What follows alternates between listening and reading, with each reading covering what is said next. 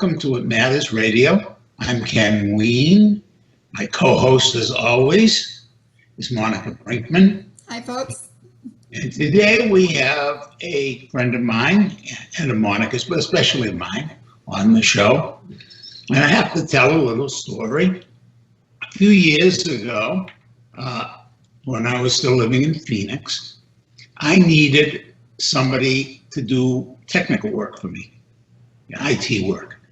Because, yes, I know I'm on Sky, I know I'm on the radio and all that, but hey, folks, I don't know what I'm doing.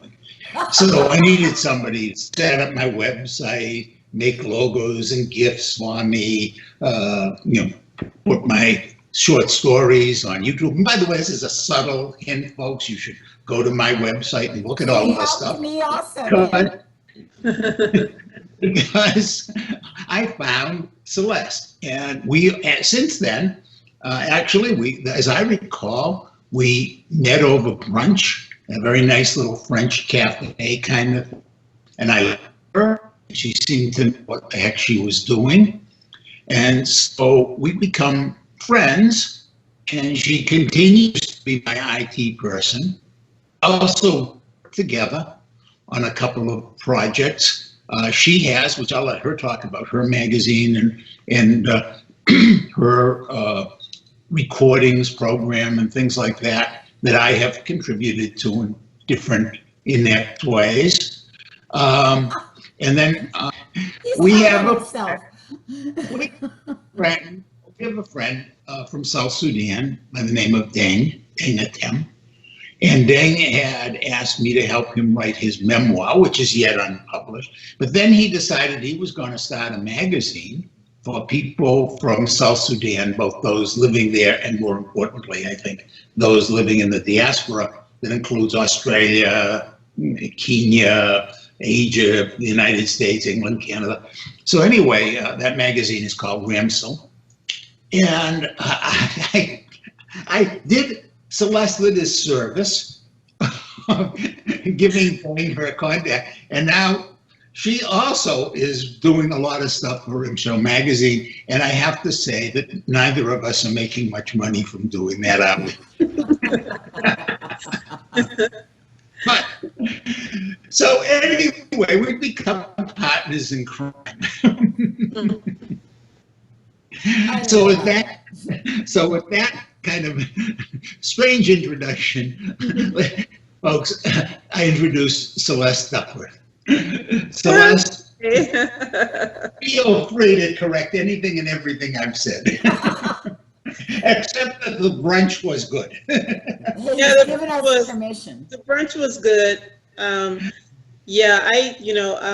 I inherited from my husband, who passed away shortly before I met Ken. I inherited his magazine and his online radio platform. And then so at this point now, the work I do for Ken and Ramsel is just a small part of our company now. We help individuals, mostly small businesses. We help them with their marketing, their social media. But the bigger part of what I do is my magazine and the radio platform, which now we do have an affiliate magazine in the UK that is part of Vertikal. So our magazine's Vertikal Life Radio and Vertikal Life Magazine. So I actually took ownership, real ownership, probably 4 years ago. It was kind of hard, in my husband's huge shadow to take all of that on, and actually got me a mentor. Ken's been kind of a mentor with me in my writing, because I was doing writing. That's how I met my husband. I was writing. He published my writing for me. So it's been kind of good for me to stay within the realm of writing and media, which is where I'm very comfortable at. Gives me a great challenge to help individuals with their websites. Those are kind of my hobby type things there. So that's, Ken's right. So, God, we've actually been doing this for a long time, huh, Ken? So, Well, I think it's wonderful, Celeste, that you're able to carry on your husband's work. It has to make you feel great, yes, it does. able to do that. Yeah, it really does. He was very his passion was helping women and children. The magazine came from a name of a skate club that he kind of took under his wing that were kids at the skate park skateboarding. He turned them into a team, had them competing across the country, and so a lot of his message went into the magazine. So Yeah. most definitely, that's Well, just I think you bring messages to your magazine constantly. And what I like about them, even though you might talk about things that, people would consider maybe negative, yeah. you look for positive ways to deal with it. You encourage people. And, we need that. And one of the reasons, Les, I wanted, Ken and I wanted to have you on is, I guess everybody knows Celeste is a Black woman. And I believe that we have not focused enough on the history, on how Black women are treated in this country, and job opportunities for them. And I didn't realize how bad it was until actually I did meet Joyce, Joyce, who is another friend of ours. Mhm. And the things that she told me that she had to go through just to get a job that, any other person would be able to walk in and it wouldn't be that huge a problem. Mhm. But in the workplace, there was racism, she said, constantly. And I just wanted to see if you had experienced any of this at all in your lifetime, or what you have experienced. Because I want us to be honest about things now. I'm tired of people sugarcoating everything. I mean, the white people too, because I'm going to have some things to say. Yeah. I grew up in California, even though I have relatives in Georgia and in Ohio. Our family, we've done our family history, which was really good for us. I was very radical growing up in California.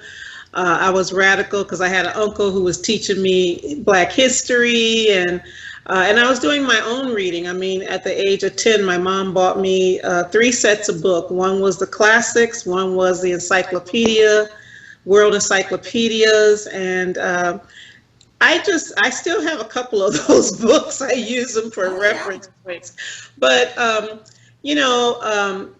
I used to have teachers ask me why I was so angry in school. And I wasn't that I was angry. I think I was just very sensitive to the racism in a way that most people weren't paying attention to. So my mother used to say that racism has a different face as you go across the country. It doesn't look the same to everybody. And there's also what you call microaggression, which is the type of racism that is kind of behaviors that people do, that white people do, that they don't really realize that they do. That is kind of racist the way Black people, think about it, okay? And I won't say, I have a very blended family, very blended history. So when I came from California for example, when I moved to Arizona, I went to McClintock. We moved here shortly. Now, moving here, we were already in the middle of some protests in California. And so then my mom called herself moving to Tempe, better place, less issues with the police and all the stuff going on in California. And my mom was a sheriff deputy. Were you in LA? Yeah, my mom was a sheriff deputy for one of I guess they consider him one of the most racist sheriff in California history. Oh, but she was a sheriff at that time, so there was lots of things going on her job. I remember a time my mom dated a white man, and they actually fired her. She went through a lawsuit that took maybe, I don't know. I remember growing up. I think I was 16 when lawsuit was finally over, and we had to be careful about answering the phone. There were people that would come near our house, would drive by our house. We had that conversation with our parents at that time. So when we came to Phoenix, racism wasn't really, how can I say, in California, it's kind of undercover. You probably might see more of it on your job, but then again, I have a girlfriend who's Spanish and her dad's Italian, and they were not allowed to speak Spanish growing up. They were only told to speak English, and that was it. Wow. So when we came to Arizona, I went to McClintock, and it was a culture shock. It was only 8 Black people in the whole school, and at the time, McClintock used to have a day called Slave Day.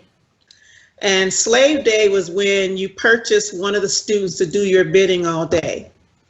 And we were kind of like, okay, where are we at? And I think what really upset us was that there were some white students that came to school with blackface on. And of course, that just really, for us, the kids that were there were from Phoenix that we knew, but they didn't even understand what was going on in California. It was so much going on that the principal had said to me, "Oh, you guys come from California where all the problems are happening, But then I'm like, yeah, well, I'm in a school where it's happening. I mean, things like that. So we were selling candy one day from McClintock, and a white woman opened the door and said, "Forgive my child, she's never seen a Negro before," So those were kind of the stuff we were in Arizona. But as I got older,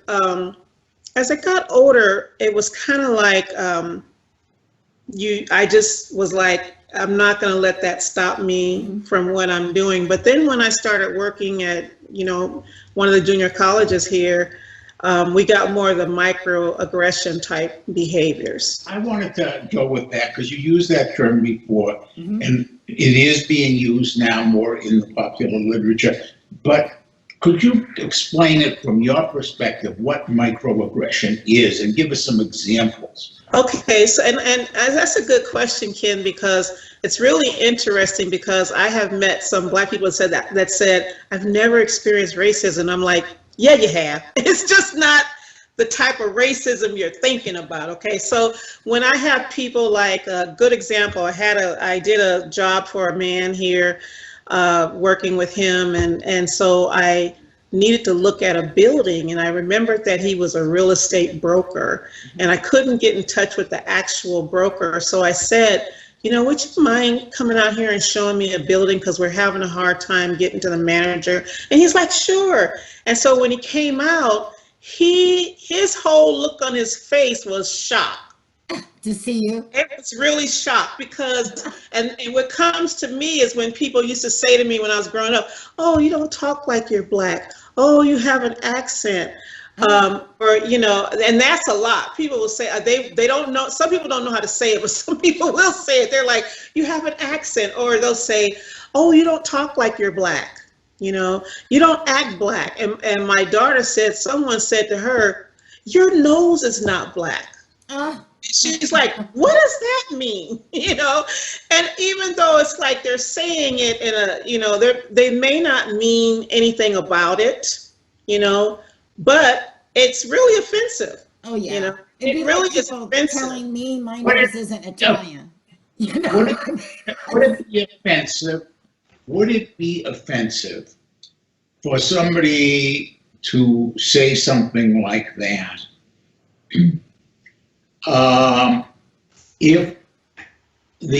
If society were more equal in numbers? No, and I'll give you a good example. When I lived in Ireland, loved it. Did not have the stress I had in America. Did not feel, and this was the interesting thing when I was there. They didn't, when they looked at you and saw your color, they didn't base that on who you were. They might say, when they heard you talk, a lot of them would wait and hear you talk. They would say, "Oh, you're an American." not African American or Black American. You're an American. You are. So it's the same as if they met someone from Africa. They're like, oh, what country are you from? Because they listen to the language. So it's a total different perspective, seeing yourself in their eyes. Okay. So I think that, like you said, Ken, I think that, and they're very in tune with a lot of their history. So I think that if that was here, if we were so in tune with our history, and I think it would sound different. It would be different, okay? Because then I could say, oh yeah, well, what does it sound like, or make it a teaching moment, which usually I make it a teaching moment or I ignore it. It's just like, for me, if I kind of, like when he looked at me and was like, I wanted to laugh, okay? I really want to laugh because I was like, oh, okay. How ludicrous, I know. Yeah, seriously, sometimes I want to joke about it, but I can't. I want to make it a learning experience and joke about it. But, I'm like, yeah, some people might get their feelings hurt. But lately in my conversations, like you said, Monica, I don't want to share a lot of negativity. I really want to educate with what I share. But my thing is that you're going to have to go through the hard part to get to the understanding part. Well, one of the things I was very aware of when I was practicing as a psychologist in New York, not that I had that many Black or Hispanic clients. Trying to remember if I had it. I think I had one or two Asian too over there. But one of the things that struck me, in terms of microaggression, was the use of different language. Like I report on a Black child and he would be called disruptive. Same behavior in a white child might be called energetic. Right. Or if it was really problematic, okay, it might be labeled, oh, he has ADHD. Absolutely. The Black kid was disruptive. Yes. Right. Those Absolutely. are the type of things people don't notice either. Right. I want to be really honest, and I'm doing this only because I think it's time that white people take a real look. I just can tell you my experience. Growing up, we were taught racism, and I think most white people my age, even older and a little bit younger, were taught racism. And I can remember. Again, I want to interrupt you for one sec because I want to go back to something Celeste said. That racism has a different face in different places. You were being brought up in one place where you were being taught, and I'm not trying to invalidate your experience. Let me make my point. And Ken, at that time in the country, there weren't that many people that were progressive or liberal. When they were demonized. That was the family that. What I'm trying to get across in my point, okay? You are taught that as a child since you can remember when, just like you're taught anything else. It was like the status quo to be that way. Now, this was in Pennsylvania, New Jersey. I'd go to school and I'd make friends with everybody, and I had one friend that she was this beautiful, tall, Black girl. She called my brother Master Michael and me Miss Monica. We were horrified. We go, why are you doing that? You're our friend. She refused to not do that because that's how she was taught at that time.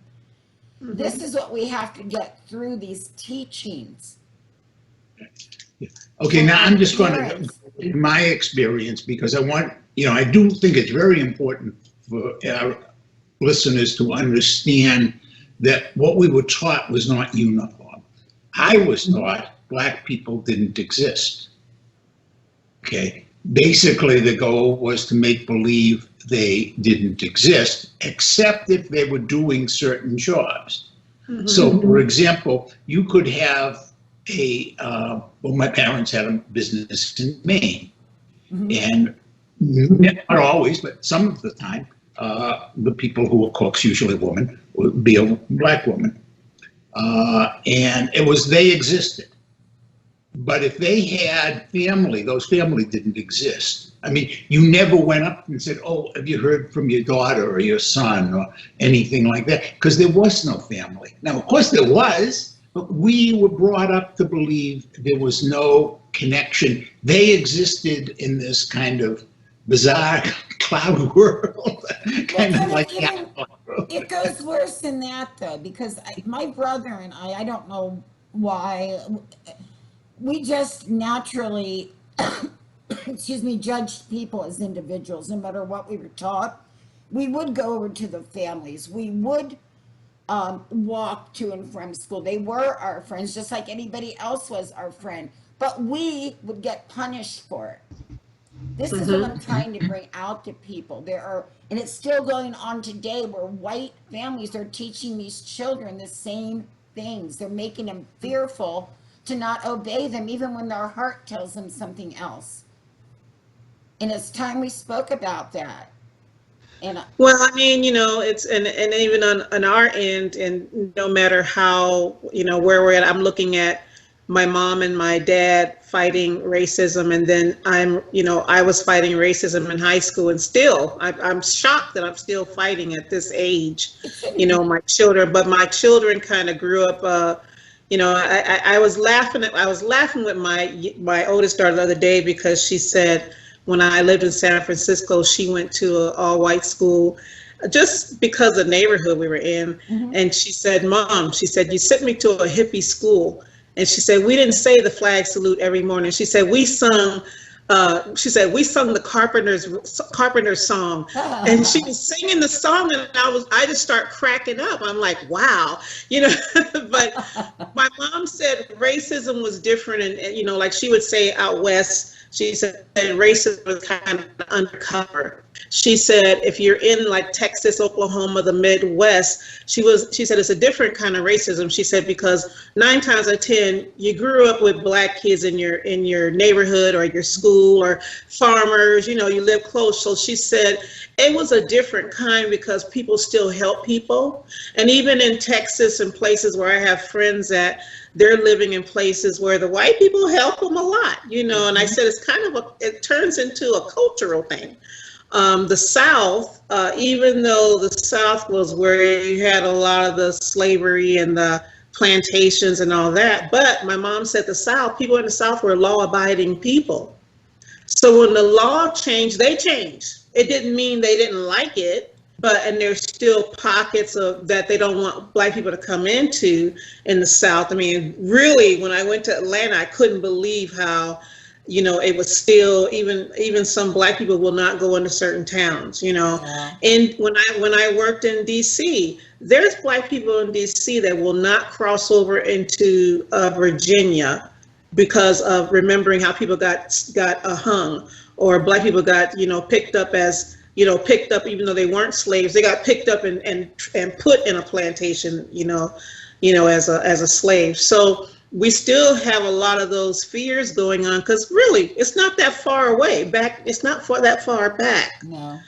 When you think of it, a lot of us have our grandparents and great grandparents and parents who remember, we remember be careful when we're on road trips. I'm still like that when I'm on road trips with my kids. There are certain places I will not go in. Yeah, see that. I just will not go in. Certain towns I won't stop. Certain places I won't go in. And I'm sure if there's, other black people out there, it's the same thing. Certain places we're not going to drive through. Certain places we're not going to stop no matter what.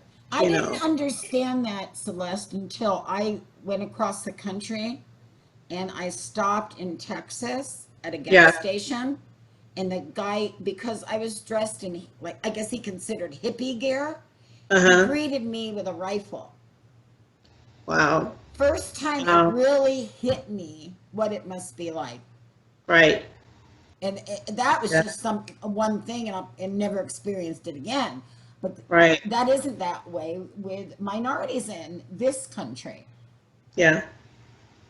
I think that there are an awful lot of people out there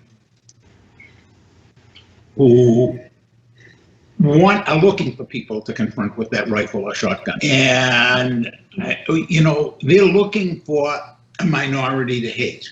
Mm-hmm.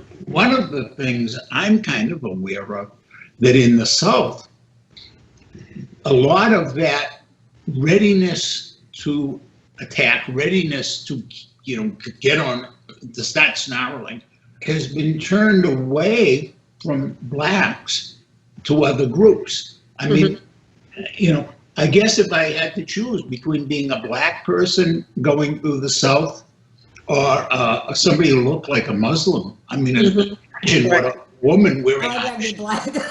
You know how they treat the Muslims. Right. I mean, it's just that we're always looking. See, part of my unique take is that I grew up Jewish, and we were considered not white because we were Jews, and Jews didn't only became white after the Second World War. Because I grew up in Boston. Irish were not white, black Irish. Right. Right. And I spent a lot of my time, as everybody knows, I spent a lot of my time in Maine. Well, in Maine, if you were French, a French extraction, you're still treated like you're not white, whatever that. Right. So one of the things that strikes me is we're really, there are two parts in my mind to the issue of what I call the Black Lives Matter. In my mind, that's the rubric I'm using now to talk about. Because there are two parts. It's the racism, which I think is a broad issue. These attitudes, and structural kind of that are built in, that are kind of built on this fear, and the hate and the loathing and everything comes from this fear that somehow is imbued in people. And then there's another part to it, which is the stereotyping. And for example, black men are not interested in their children. Right. Much more, they do more fathering, they do more parenting than white or Hispanic fathers. Right.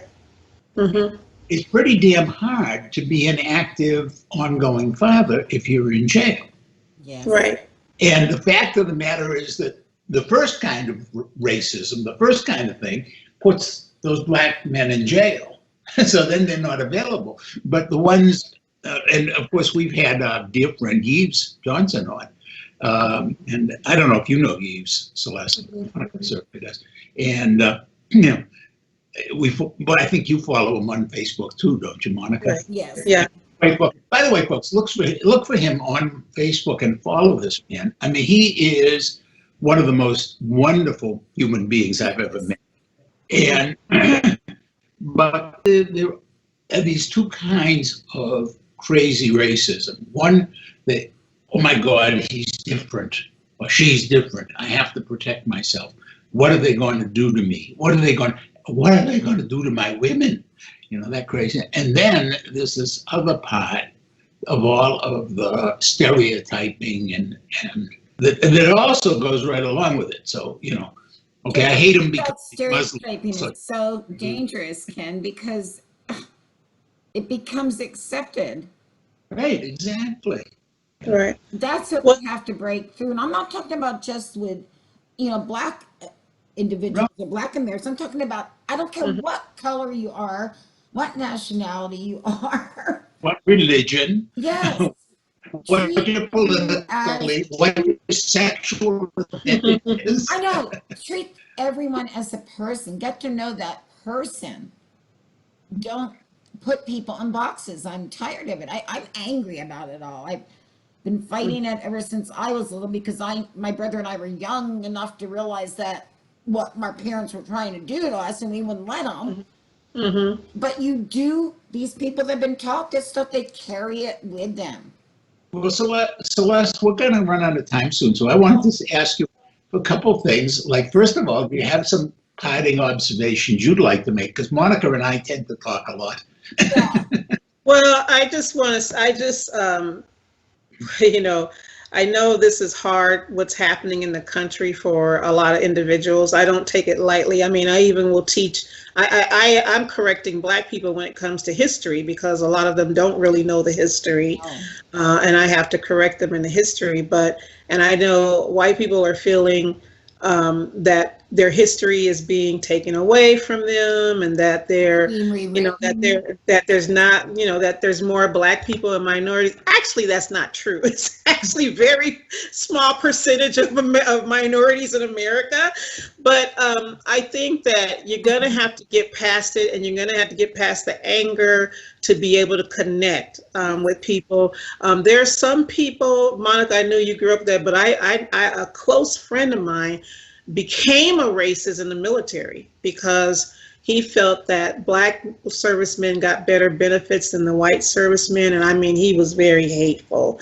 But now we're the best of friends. And it took a lot of yelling at each other and having conversations and calling each other out and having conversations. And the sad thing, but the thing is that all the people that want the nice kumbaya thing to happen, that's not going to happen no more.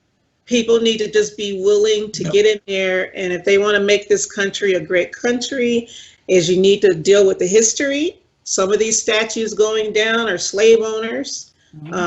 People don't like to admit about slavery. A lot of kids were sold from their family. A lot of kids that were the slave masters' kids were sold. There's a lot of things that America is going to have to come to grip with before they can, move on. And my uncle was a professor at ASU, and he used to say, if you want to start seeing the country heal from racism, you're going to have to come out and say, apologize for slavery. Yeah. And I think that's the starting point, but I think it goes beyond that because everything. It does go beyond that, but he said that's the first step. He said until they admit it and just say we're sorry, it's like anything, like even with an alcoholic, before you can stop being an alcoholic, you got to go back to the root. You got to make amends. Make amends. I'm saying that it isn't just slavery. I'm saying there's a whole ongoing still history. Absolutely. So it isn't just, we're sorry about slavery. We also have to be sorry about what happened in Reconstruction and segregation and redlining and all those things that have kept Black people at a certain pace, and the prison system, which is kind of a form of slavery, of keeping slavery alive. How you treat the Black students in school, teaching, saying things to them and making them feel that they're less than. I mean, there's a lot, and I think people are overwhelmed by thinking about what they would have to do, but you're going to have to do it. I agree, and we can come back another time if you'd like. We'd love to have you back, Celeste, and we can talk about some of the things we can, as a nation, be doing. Absolutely, I would love to have a show like that because I think we're at that point now. We've admitted it. At least most people have. The other question I have, though, for you, Celeste, is there something that during the week we'd like to have, do you have like a video from your magazine or something like that we can put up during the week after the premiere of the show? And now this gets to me to do my little promo. See, folks, we want you to follow us on YouTube. You watch the show, you may be watching it on the premiere, you may be watching it afterwards as a podcast, but either way, you're watching it. Now, you see, if you subscribe to our channel, that helps us in a lot of ways. One of the ways is it makes us more known to YouTube. To entice you, folks, all of you, to entice you to do that, what we're doing is we're putting up these extra little treats on the It Matters Radio channel. So we always ask our great guests like Celeste Duckworth if she has something that she might like us to put up during the week. And you can, and I'm gonna be shameless as I always am. So if nothing else, you could put up one of the stories or one of the poems that you've done a video for me. But you're also more than welcome to put And up now something he's going to make you do that. See? for Life magazine. You're devious. But yes, I'm so totally honest about it. But folks, it's really funny because I'm supposed to be mansplaining because I'm the man here, and